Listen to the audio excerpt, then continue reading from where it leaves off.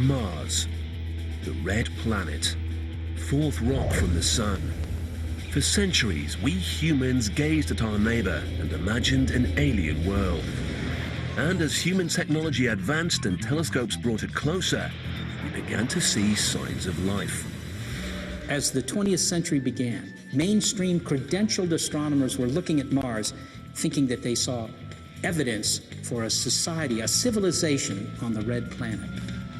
We Earthlings braced for contact. If there was life on Mars, what form would it take? We set off into space to find out. But as we approached the red planet, we discovered a new mystery. All the elements needed for life were there, and so what happened? Where did everybody go? Mars is almost Shakespearean, a beguiling world. It's tricking us every way. Is Mars dead or alive? Some people think the planet was home to an ancient civilization. There was at one time intelligent life on Mars, and they built something. But hard evidence continues to elude us. If there's life there, we'll find it. Across the globe, the race is on to make the greatest discovery of all. We're joined by skeptics and believers alike as we try to determine if there really is life on Mars.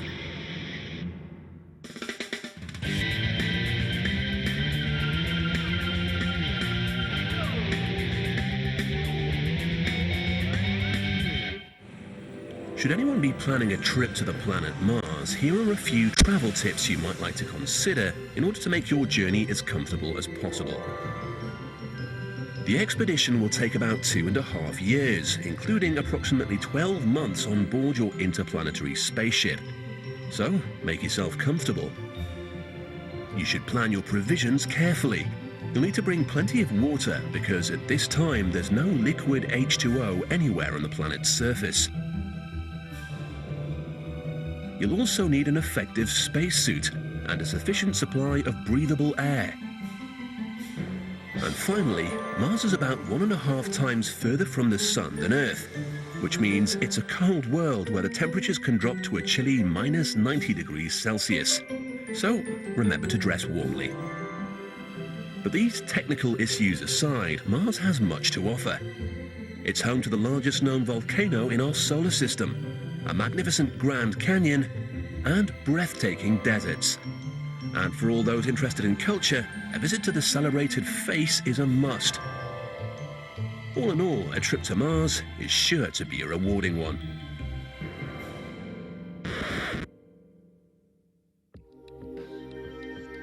In fact, without ever stepping foot on Mars, we know a lot about this distant planet. But what we don't know is whether or not it contains life. When the first astronauts eventually do arrive on Mars, who or what will they find? Will aliens be there to greet them? Or will there be nothing at all? The question of whether there's life on Mars is a fundamental one, because it's synonymous with the question of whether or not we're alone in the universe.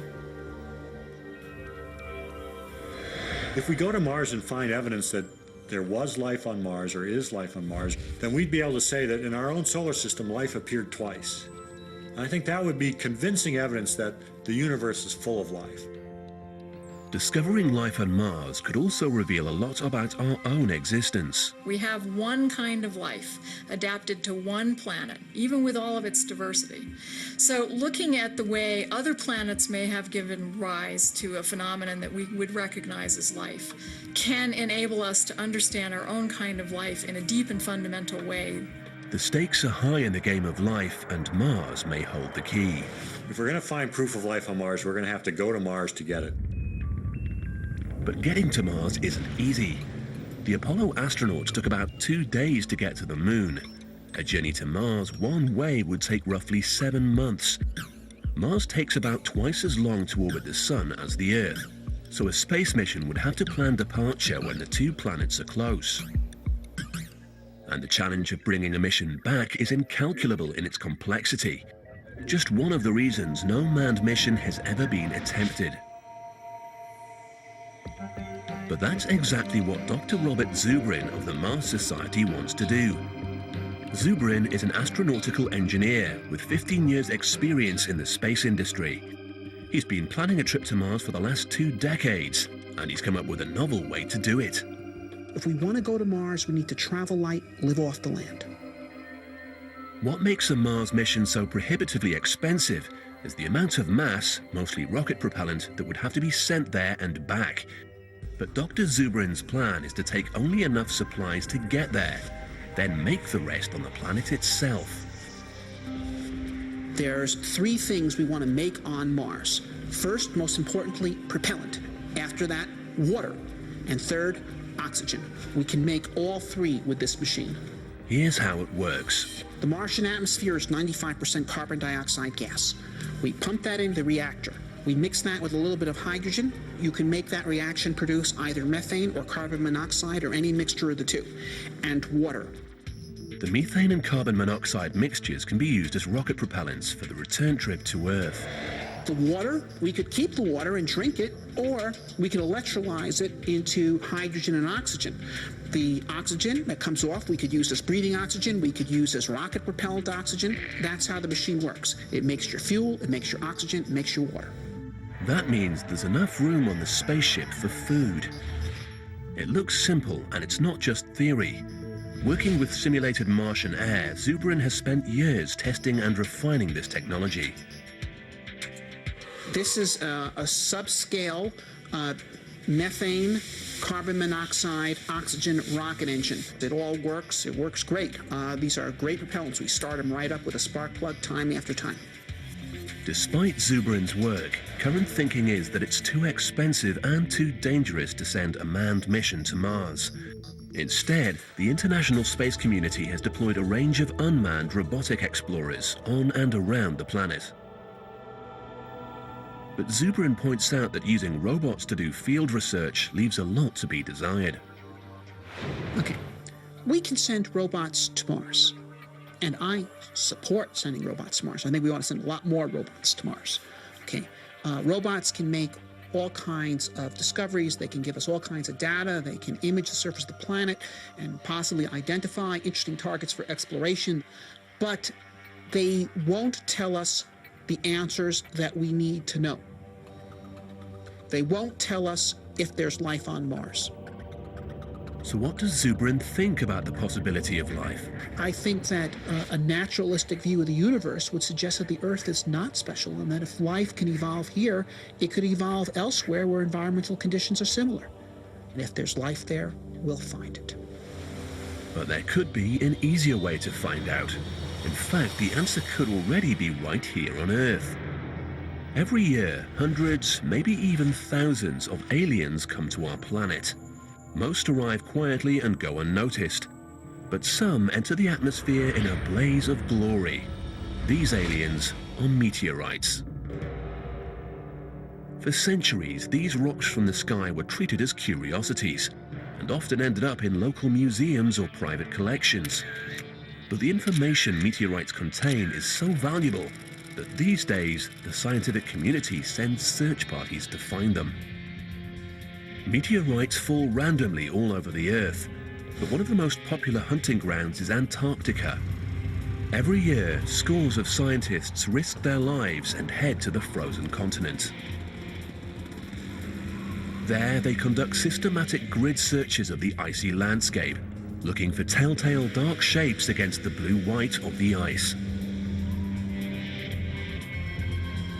It was on an expedition such as this that one particular meteorite was found, one that shook the scientific community to its core. The Discovery team sent it to a special facility at the Johnson Space Center in Houston, where NASA keeps its aliens. This is 84001, also known as the Allen Hills meteorite. The strange green rock was kept under strict quarantine. It was processed, examined, and rigorously interrogated for information about its home world. And although it took 10 years, investigators finally learned the truth. This rock came from Mars, and it had a secret to tell. Today, Rock 84001 speaks to us across all those billions of years and millions of miles. It speaks of the possibility of life. The best evidence of life on Mars may not be hidden deep within alien rock at all. There are some people who believe that a vital clue is staring us right in the face. Richard Hoagland has dedicated his life to examining imagery transmitted to Earth from various Mars orbiters, surveillance systems that have circled the red planet for over 30 years. In the first pictures that the 1976 Viking orbiters sent back from the planet's surface, Hoagland saw something incredible. I looked at this and it was like, oh my God. This thing had symmetry, it had proportion, it looked like a statue. Hoagland is referring to this remarkable image, a face-like structure the size of several city blocks. And that's not all Hoagland thought he saw. There were other structures surrounding the icon, eroded by time, that resembled the ruins of a monumental city.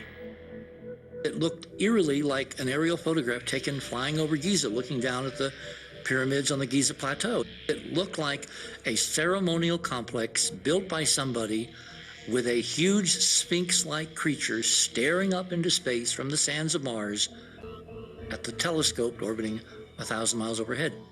Somebody was down there, and they cared enough to leave the very best. Over the years, Hoagland's theory has raised a few eyebrows. But did life on Mars really exist? Was there once an ancient civilization of alien life forms? And if so, where did they go? The idea that Mars was occupied by a race of intelligent extraterrestrials came not from science fiction, but science fact. In the early days of humankind, Mars burned faintly red in the night sky, leading some to equate it with a mighty god, naturally, the god of war. But then astrologers, using a new contraption called the telescope, determined that some of the lights in the sky could in fact be planets, much like our own. And that meant there might be other civilizations and other life forms out there. The reason Mars became the star attraction was thanks to an Italian astronomer named Giovanni Schiaparelli. In 1877, Schiaparelli trained his telescope on the Martian surface and observed the existence of what he called canali. By this, he meant natural channels, but due to an unfortunate translation, channels became canals, which implied man-made structures. The word canal, now applied to Mars, immediately sparked the public imagination. If there were canals on Mars, especially ones big enough to be seen from Earth, then extremely intelligent beings must have built them. The rumor was dramatically compounded by an American astronomer named Percival Lowell. Lowell was a highly respected man of good society who had a profound love of astronomy. He developed a fascination with the canals of Mars and would sit up through the night observing the red planet.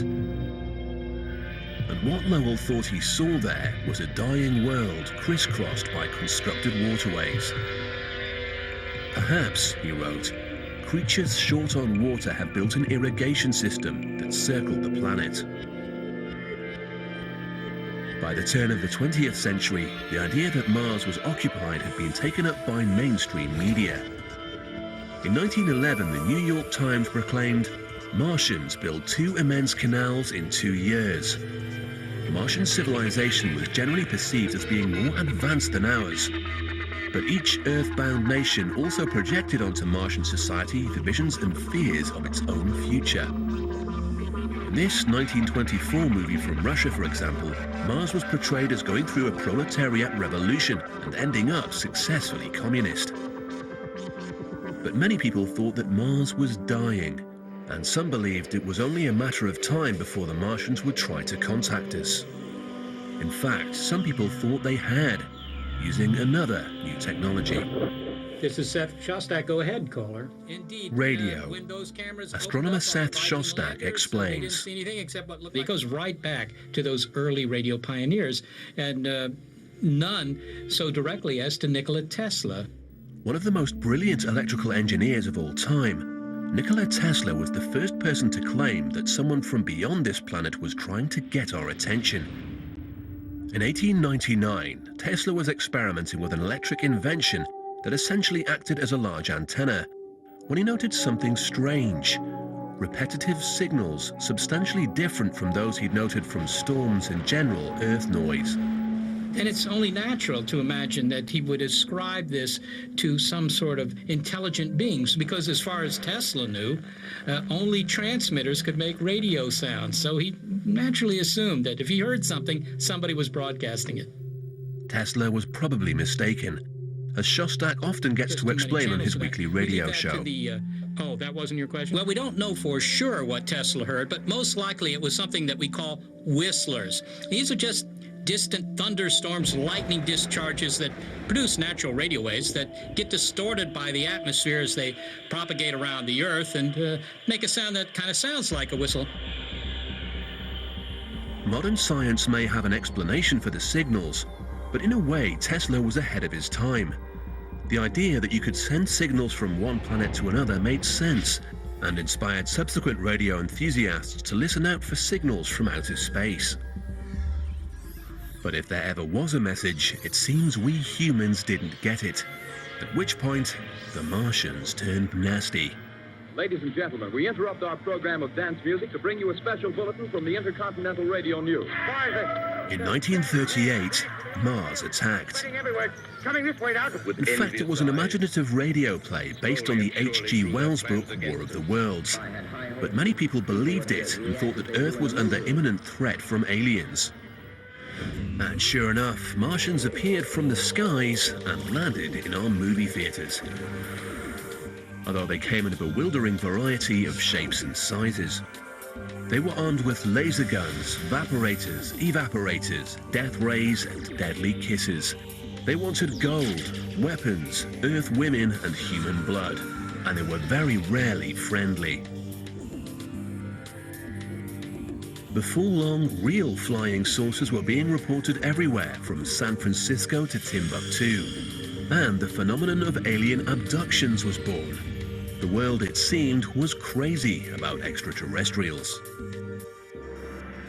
But this leap in popular imagination actually paved the way for mankind to take us scientifically.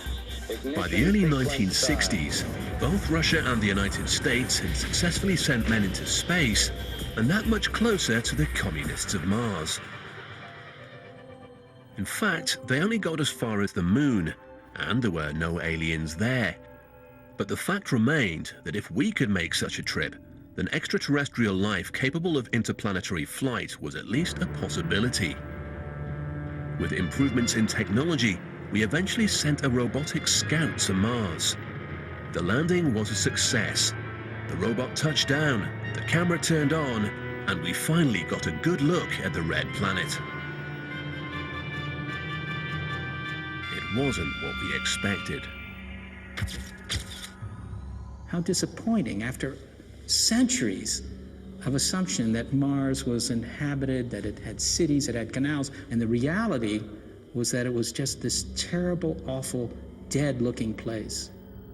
After years of speculation, it appeared that Mars was dead. But is this true? Mars may be unoccupied now, but if we're to believe Richard Hoagland, the planet once hosted a magnificent civilization.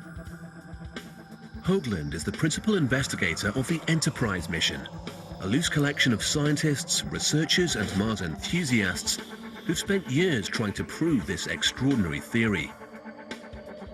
As Hoagland explains, the rationale behind their belief is simple. If I had one catchphrase to describe the whole problem of convincing scientists that there is really an ancient civilization on Mars, it would be, it's the geometry. A case in point is the face-like structure. NASA claims it's a naturally occurring rock formation, but Hoagland thinks otherwise. If you actually look at proportions, where the mouth is, where the nose is, where the eyes are, they conform to commonly accepted statues and representations of human forms that go back literally thousands of years. He's also found what he believes to be a highly complex geometric relationship between various structures centered around the face. Hoagland claims that the layout of this region, named Cydonia, is similar to what we see in ancient ceremonial complexes on Earth. There are alignments, there's parallelisms, there's right-angle rectilinearity. They also appear to have a specific geometric relationship to the face, to another massive structure down here, to other structures on the landscape. To prove his theory, Hoagland and his colleagues have applied a series of computer image analysis programs, looking for things that don't seem to match the surrounding landscape. The face and a couple of other structures register as anomalies, which he claims implies they're artificial constructions. This is the real image, and this is the fractal representation. And again, it's the signal strength is basically the brightness. Strictly speaking, a computer will simply find what you program it to look for. It can't determine whether or not an artifact is natural. But Hoagland claims there are some things we can see for ourselves. This pyramid, for example, appears to have a perfect tetrahedral form with an accurate apex and sharp angles. This unquestionably had to be made by someone, because nature does not produce this kind of structure. If we were to land someday, find the entrances to this thing, walk inside, because if the exterior is preserved in this extraordinarily pristine form, imagine what waits us on the inside. But if there was a civilization, what happened to it? That's where things get interesting, but that's where we obviously cross the line from science to speculation. We have no ground truth, unfortunately. Hoagland thinks that NASA hasn't investigated these claims because the government is hiding something. I believe there's a cover-up. Call it a conspiracy if you will, except they're not called conspiracies, they're called policies. According to Hoagland, it all goes back to an obscure Brookings Institution study commissioned by NASA and published in 1960. There is a section devoted to the implications of NASA's discovery of extraterrestrial life. And the document recommended that if we were to discover, i.e. NASA were to discover evidence of extraterrestrials, that it should be basically kept secret, because it had the potential at the limit to destroy civilization. The argument appears to be that where one civilization comes into contact with another that's more technologically advanced, the first civilization's in trouble. So could the US government be covering up aliens to prevent a societal meltdown? In fact, all the Brookings report really suggested was that we should do more studies. Hardly sinister stuff. Seth Shostak also thinks that there's a fundamental flaw in Hoagland's cover-up theory. Well, doggone it, if the aliens are really here and they're really advanced and they're really malevolent, as they could conceivably be, then it really doesn't matter what the government does it? This is Bambi meets Godzilla, and Godzilla's going to win. Shostak himself works for an organization that operates on the assumption that not only is there life out there, some of it has technology. This is the Allen Telescope Array, built and operated by the University of California at Berkeley and the SETI Institute. SETI stands for the Search for Extraterrestrial Intelligence, and it's an entirely scientific operation manned by astrophysicists, engineers, and planetary scientists with one simple objective. It's really easy to send signals between the stars. That's the bottom line fact. There might be thousands, millions, or more societies that are sending information from one star system to the other. Why not look for it? SETI basically eavesdrops on the universe in an attempt to pick up a signal from outer space. To do this, SETI uses highly sensitive radio receivers that scan systematically through the billions of star systems in our universe. It's like scanning through your car radio dial as you drive, but on a cosmic scale. Now, what kind of signal are we looking for? We don't care. Looking for the message requires a different kind of technology that we haven't built and won't build until we find that they're on the air. We're just looking for a signal that tells us, hey, their transmitter switch is on. It may seem a bit like looking for a needle in a haystack, but astronomy has made enormous progress in identifying the stars and planets beyond our solar system. This, combined with ever-improving technology, allows SETI to search with more precision, and their motive is as old as mankind itself. We're trying to look for something that would show that, we're part of a bigger picture. We're not just a little bit of chemistry run amok on this small little world tucked away in a corner of a nondescript galaxy in an enormous universe. So, has SETI ever made contact? In 1997, we picked up a signal using a telescope in West Virginia that looked like the real thing. And we got quite excited to the point where everybody was glued around the computer monitors just looking at what was going on. The signal had all the qualities SETI looks for in an alien contact. One was that it occurred on a very narrow frequency. Nature produces many radio waves, but these register like broad static across the dial. But this one was emanating from a specific location in the cosmos. Throughout the night, scientists worked to pin down the source. I realized that the world from that day forward will really not be the same.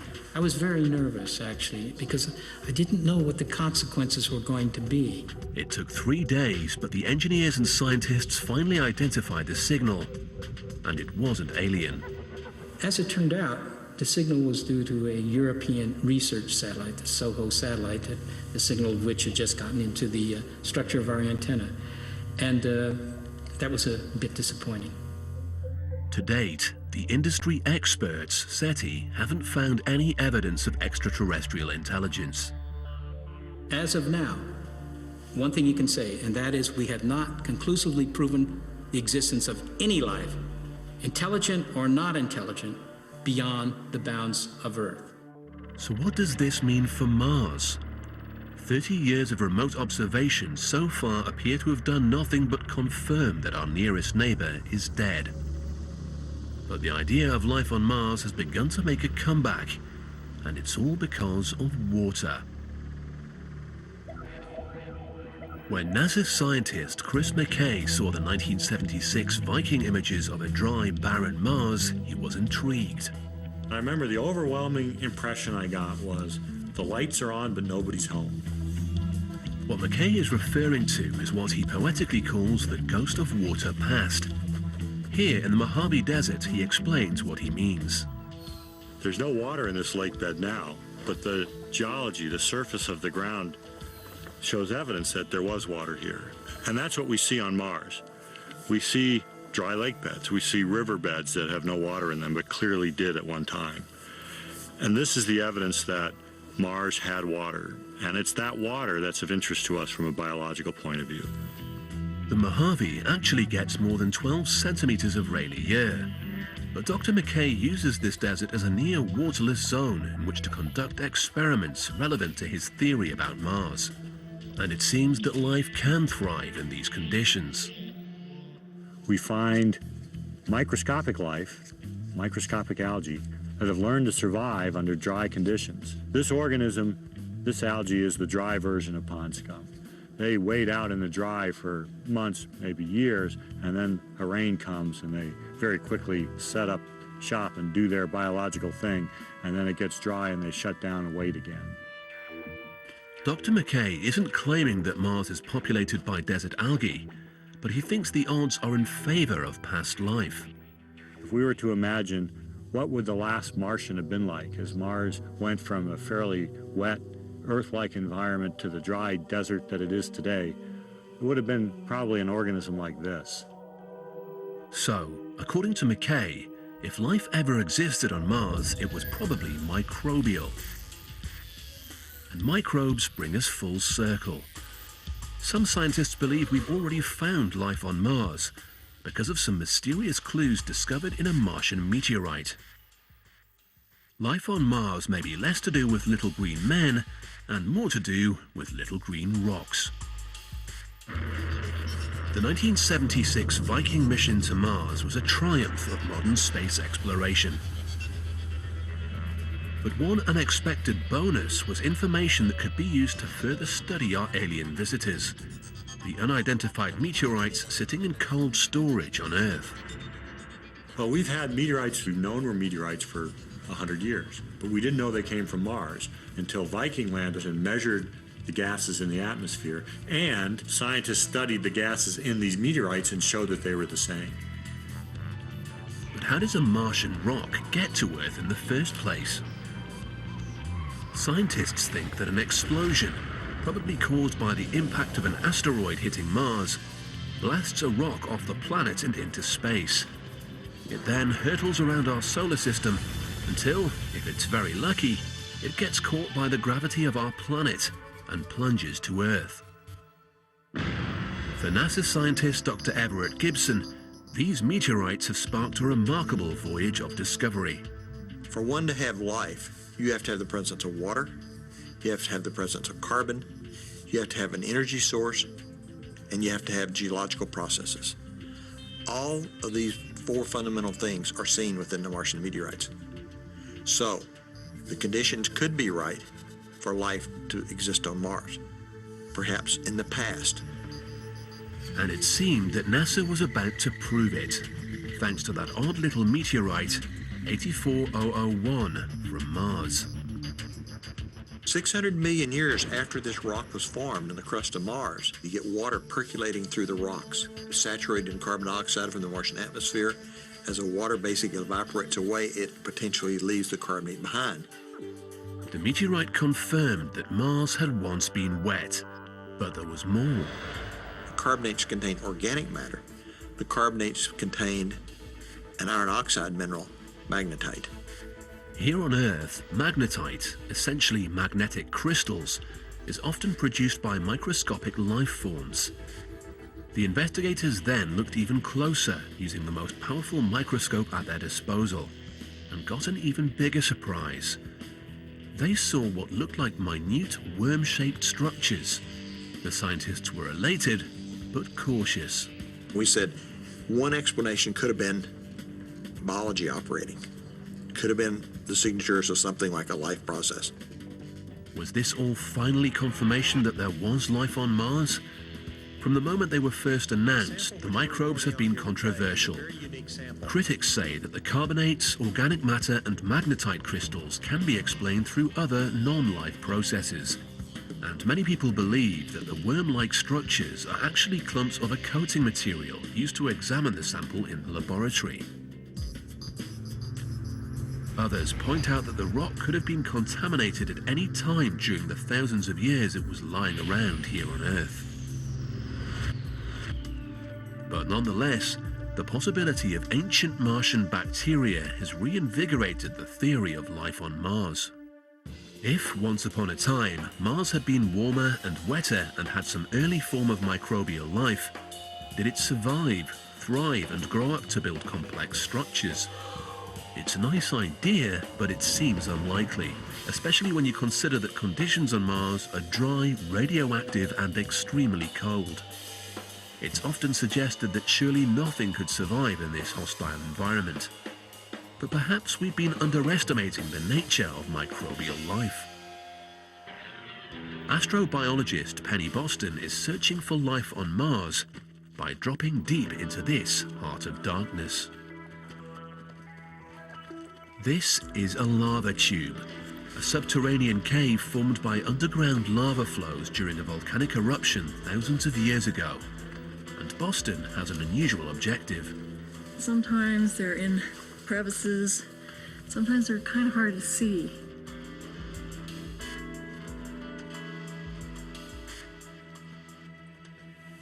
Ah, there's one. This is an extremophile.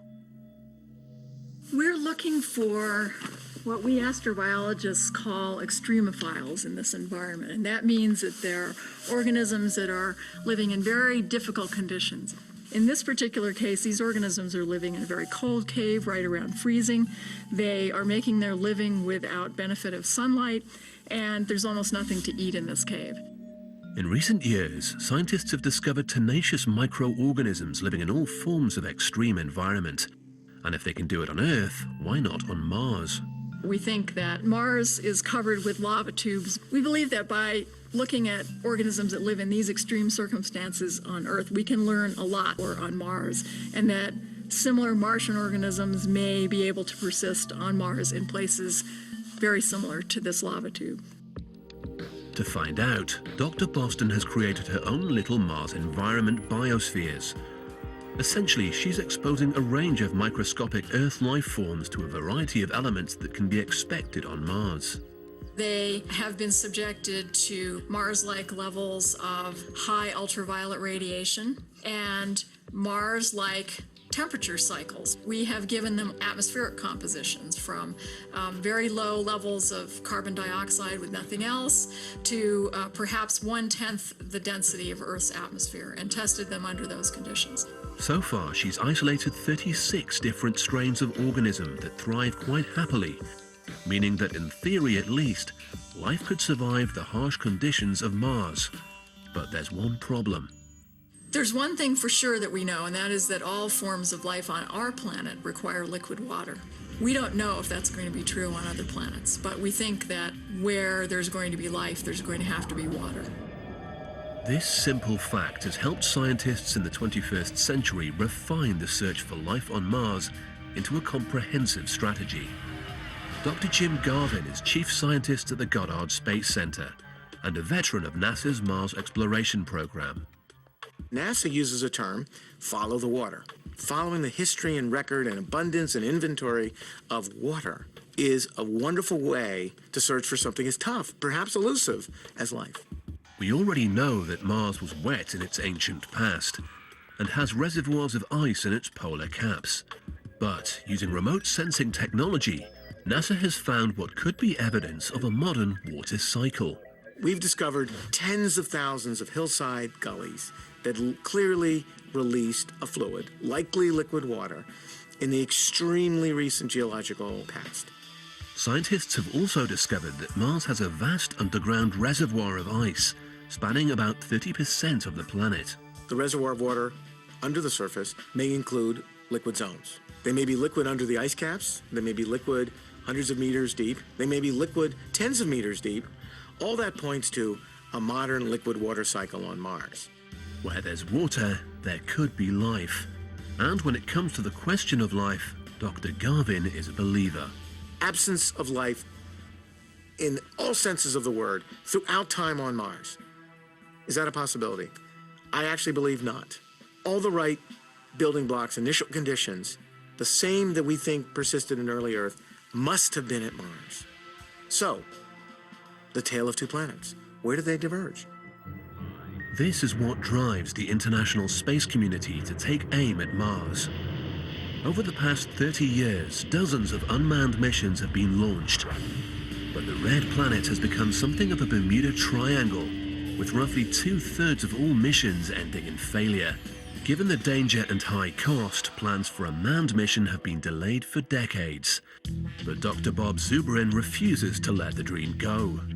NASA had plans to send people to Mars by 1981. Those plans were credible. We should have been on Mars a quarter century ago. Bob Zubrin is president of the Mars Society, a coalition of scientists from all walks of the international space community. The Society has been lobbying Congress, NASA, and the government for years, determined to keep Mars exploration on the radar screen. And Zubrin has been making his own preparations. The Mars Society has set up Mars analog habitation modules in the deserts of Utah and the remote landscape of Devon Island in Canada. What we're doing at these stations are really what someone would call operations research. We're trying to find out what field tactics and techniques would be most usefully applied on Mars, what technologies would be most useful to the crew. Zubrin has more in mind than a quick trip across space. He plans to colonize the planet. We're going to Mars because Mars is the planet that has on it the resources needed to support life, and therefore potentially someday human civilization. For Zubrin, Mars is the new frontier. Whether or not there has been life on Mars, whether or not there is life on Mars, there will be life on Mars. And it will be us. There's still the mystery of the pyramids, the supposed signatures of an ancient Martian civilization. What if the beings that built the face are coming back? Could the enigmatic face in the hills of Cydonia really be a calling card from a lost civilization? Ironically enough, we might pick up some clues at the World Science Fiction Convention in Southern California. We're not here to look for Martian monument builders. Rather, we've come to meet astronomer Phil Plait. Plait's mission is to provide participants with a healthy dose of science fact. And today, he's taking on the face of Mars. Just so we're clear on this, it's a rock that looks like a face, and it's not even that good of a face. It looks like he's got, I don't know. Phil Plait is the creator of Bad Astronomy, a website and book dedicated to exposing what he calls pseudoscience. And he thinks the solution to this Martian riddle is simple. There's a trait called pareidolia, and it is the tendency to see faces in random patterns, and we see this all the time. But whatever the reason, Phil Plait thinks we can't always trust the evidence of our own eyes. Our brains don't like random patterns. They want to find some sort of real pattern in the noise, in the randomness, even if it's not there. And so you can just take a collection of dots and you might see a head, or you might see Jesus in it. But that's just your brain trying to find a pattern desperately in something that is patternless. If we take a closer look at the Martian terrain, it appears to be covered with faces. But Plait insists they're just face-like patterns, not monuments to ancient civilizations. But Richard Hoagland, the leading advocate for the theory of monuments on Mars, has countered this argument for years. He insists his theory is based on more than just a pretty face. If I had to stake my entire almost 30 years now looking at this, that there was at one time intelligent life on Mars and they built something, I would say the geometry of Cydonia is now trillions to one against it being chance, and in any man's or woman's science, when you have that level of odds in your favor, you can say with relatively good backing that it's real. But NASA scientist Jim Garvin has this to say about geometry. It is possible to construct geometric patterns between anything. There's an infinite number, in fact, of different affine geometric patterns between this feature and that feature and this feature and that feature.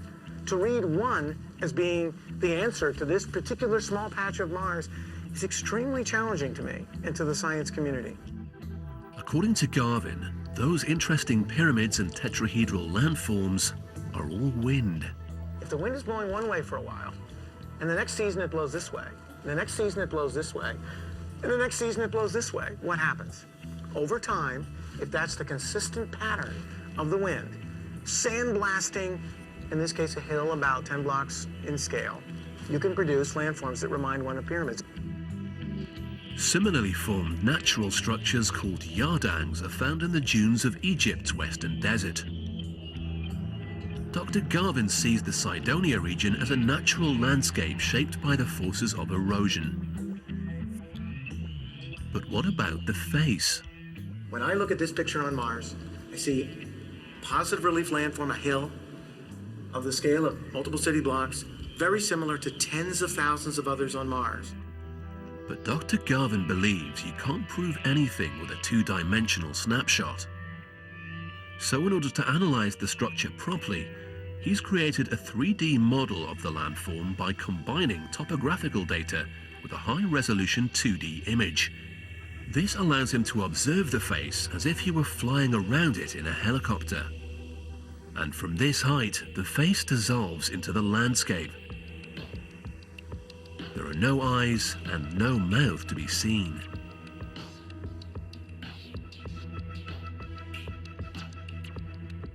There's a lot of different interesting ways to look at this feature. The simplest way is the natural way. And that's always worked well in science. Some people wonder why NASA doesn't just send one of its robots to investigate.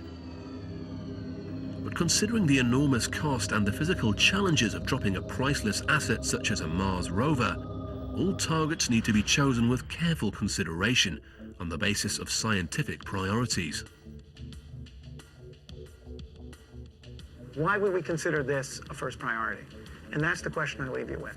We're looking for our origins in the history of life in the universe. And there is no evidence that that has a bearing on that question today. Some people will continue to believe in the magic of ancient monuments, while others stick with the proven world of modern science. For centuries, the red planet has kept us guessing. I think odds are we won't find life. There's no evidence, so I'm not going to bet my house either way. The desire to know if there's life on Mars is so strong because it affects our own place in the universe. We live in space as small, minuscule amounts of the matter that is the bigger space. The more we understand the history of life in this solar system, in this universe, the more we understand our own life and our own destiny. It's been 30 years since a human last set foot in another world. If space exploration is to become a reality, not just of the past, but of our future, perhaps it's now time to set our sights on Mars. There's some moments in history where you have the capability of doing something important, and I think that this generation has the capability of finding out whether we're alone or not. It's something we all need to know. If we search the universe and we find no evidence of life, we should start taking seriously the possibility that life on Earth is unique, really unique, and that in a very real way, the contribution of Earth to the rest of the galaxy, to the rest of the universe, may be life itself.